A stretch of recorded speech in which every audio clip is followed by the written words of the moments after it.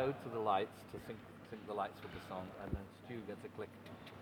Poor Stuart hears do do do do do do do do do for every song. It drives him insane. But life as a drummer. So basically, in the 80s, I used to be surrounded by synths, like Rick Wakeman and stuff. It's just a nightmare, really. And setting up between, because you couldn't do even presets on these synths, so I had to do, basically I used to stick a flashlight in my mouth, lights would go on, flashlight in my mouth, and he'd tell some jokes, or a really long, boring story. And I had a sheet, with all the details for that, and I go, and I go, right, ready. So now I go, next, which is brilliant. But we've actually used all the original sounds. I mean, when we got back together in 2005, we didn't have most of our synths we didn't have anymore, or if we had them, they were broken. So we had to basically rebuy all the synths we used to use on eBay. And this thing here.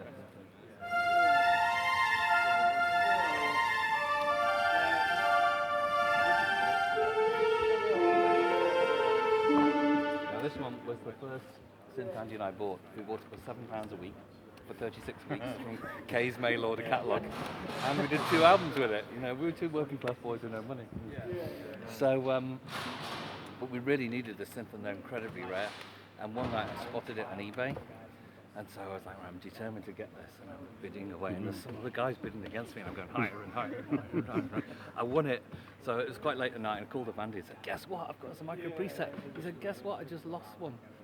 So he was bidding against me. We could have got it for so much cheaper. So, typical. Happy guy then, or happy guy. Exactly. So, but also, there's lots of sounds we didn't have. For instance,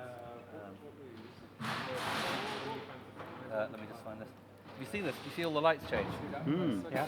This is because I'm kind of slightly senile and I can't remember where I put everything, so the lights tell me. So if I have a kind of a panic attack, where is it? The lights tell me. It's like, see this one light here? So I had this awkward conversation with my ex-wife to get these again. I had to get us to re-record them.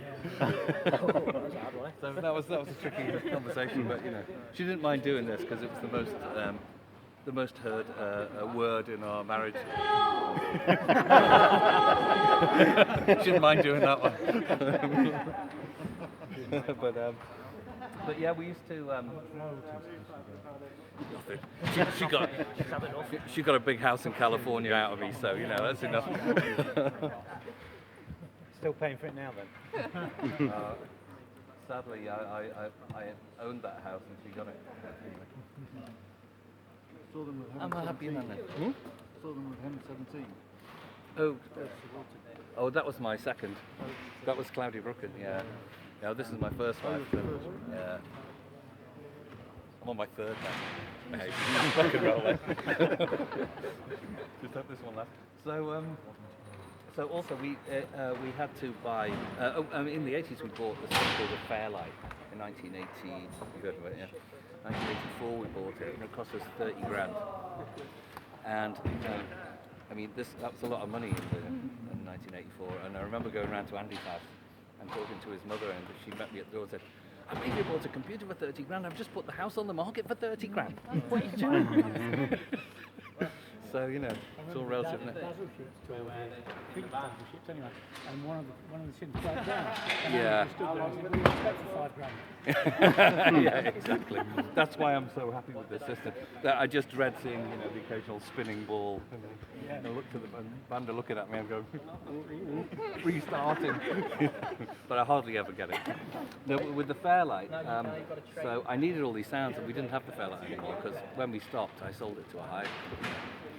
So I still needed all the sounds. So I found out, a mate of mine emailed me and said, go to the iPad App Store. And there was a Fairlight on the iPad App Store. And it was exactly the same. We had the whole sound library in, which is what I needed. $49. So I got for 30 grand to $49. And it actually worked better on the app than the Fairlight ever did.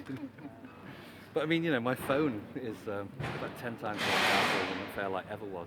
So, yeah, but I have to do. I needed it for things like locomotion, like steel drums.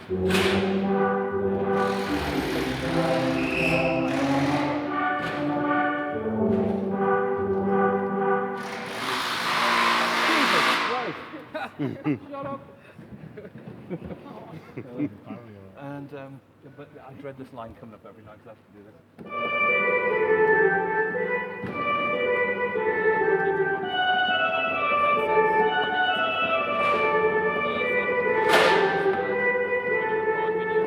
I got it right now, which probably means tonight I won't. You get it right, Andy doesn't. Can't you just put it on a canned cycle and just pretend? Well, we like the challenge. I mean, the thing is, we love to play everything live. We're old school. I see a lot of bands. You can tell most of it's on the computer, but we like to play because you get a certain feel when you all play live. It's not the same. On Wednesday, in the middle of the room, music live. Yeah, well, that was the thing. We, because we couldn't find any other musicians who were interested in playing electronic music with us. Our friends were all sort of Genesis and the Eagles. They thought, I'm not interested in playing with you. So we ended up just a duo, just by default. We couldn't find anyone interested in playing with us. So we needed drums, really, like drum machines and stuff. So we used to. So well, this is it. So we put the drums on the tape, but the Musicians Union really hated us for it because they had this Keep Music Live campaign, and they were really against all kind of electronic music. So we were kind of against them. So to piss them off, they had these circle stickers, Keep Music Live. So we got right on the reels, Keep Music Live. So any questions? Martin's got the same as you as on Martin's got exactly the same setup as me, but obviously completely different. Yeah. And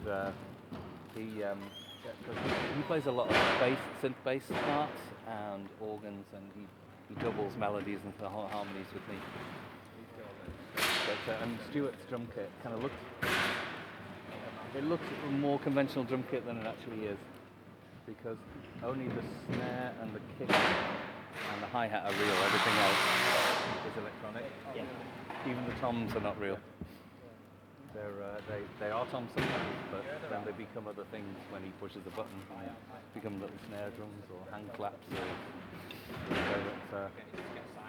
He has to just remember. Linked to the lights. Well, the drums are linked to the lights because I send a code, and Stuart listens to a click track. Right. So it's quite noticeable in. yeah. It's really in time with him. Yeah, well, it has to be because the lights are. I send a time code from here to the lighting desk, and so they've synchronised the lights with the click track because Stu has a click track. Right. Okay. So he gets this. We've got this little girl in our ears. We all have them from time to time. And she says 1, 2, 1, 2, 3, 4. No one else hears it, but we get it in our ears. How different is it to play against Malcolm? They're just, every drum is different. Yeah. Every drum has a different feel. So they're both great drummers, but there's a different feel. But Mal is,